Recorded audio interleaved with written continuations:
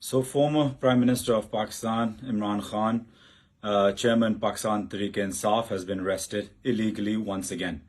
It's a shame on the judiciary, and it's a shame on Pakistan today. It's a very dark and sad day that Imran Khan's legal team wasn't even allowed to present his arguments. Today wasn't a day of any decisions to be taken or a verdict to be given by a court, yet it did. Funny enough, it was the last day of this judge before he went on his holiday leave. Again, I want to reiterate that this judge was specially brought into this case to basically convict Imran Khan, and that was highlighted on social media a week back when his appointment for this case was done. Also, another question that needs to be asked is that a 35-page judgment takes hours for a judge clerk to type up, was done within 20 minutes. Imran Khan's house, within 30 minutes, was then raided. People broke in through the back door. They beat up 4 or 5 of his staff. They manhandled him, although he went inside, changed into his tracksuit, came out and said, "I'm giving my arrest, I'm not resisting, so why are you beating my staff?" They grabbed him, manhandled him, and threw him into the car. He's supposed to go to a particular jail called Adiala jail. It's been shifted now to Attak jail, although the orders are for a different jail.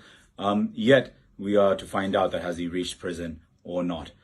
So these are the questions that need to be asked. This arrest obviously is going to be contested and appealed in the High Court and in the Supreme Court. But these questions need to be asked by international media, by local media, by influencers, and by the international community as well. That why is Imran Khan's legal team not allowed to present his arguments? Why are they not allowed to defend the case? Why is Imran Khan being arrested without having a fair trial? Why is this being done just before elections? Caretaker government's about to come into a few days. Is Imran Khan far too popular for any form of polls? Like he predicted over and over again over the last few months, that in some way or the other, they're trying to eliminate him from the political landscape of Pakistan. So that has now finally happened. They've convicted him. He's not allowed to contest and to be a part of politics for 5 years. He's got a jail for 3 years, which naturally will be contested, and the appeal will be won either in the High or in the Supreme Court.